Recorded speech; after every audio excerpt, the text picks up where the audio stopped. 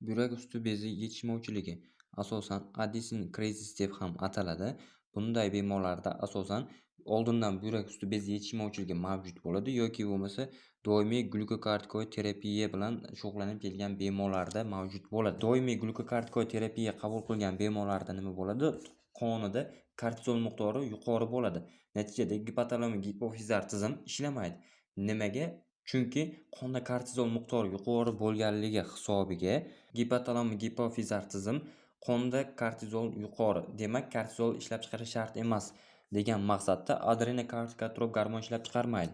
Natijada buyrak usti beziga stimul berilmaganligi hisobiga buyrak usti bezidan kortizol ishlab chiqarilmaydi va natijada buyrak usti bezi atrofiyaga uchrashi mumkin yoki bo'lmasa buyrak usti bezi yetishmovchiligiga sabab bo'lishi mumkin.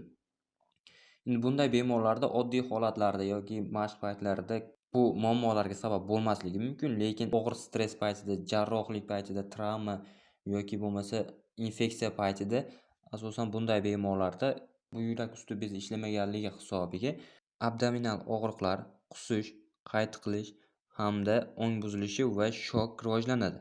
Hop, keyingisi Waterhouse-Friderichsen sindromi. Waterhouse-Friderichsen sindromi asosan bu ikkala buyrak usti beziga qon ketishi hisoblanadi. Bunda asosan fulminant meningokok miniya deb ham ataladi. Buni kelib chiqishiga asosiy sabab meningokok bakteriyasi hisoblanadi. U qon tomiriga tushganidan keyin asosan qon tomirlar devorini shikastlaydi hamda qon ishini buzadi. Natijada ikkala buyrak usti beziga ham qon ketishi yuzaga keladi. Shifokor shubhalanadi. Buyrak usti bezi yetishmovchiligi bo'lsa kerak deb shubhalanadi va ertalabki kortizol miqdorini o'lchaydi.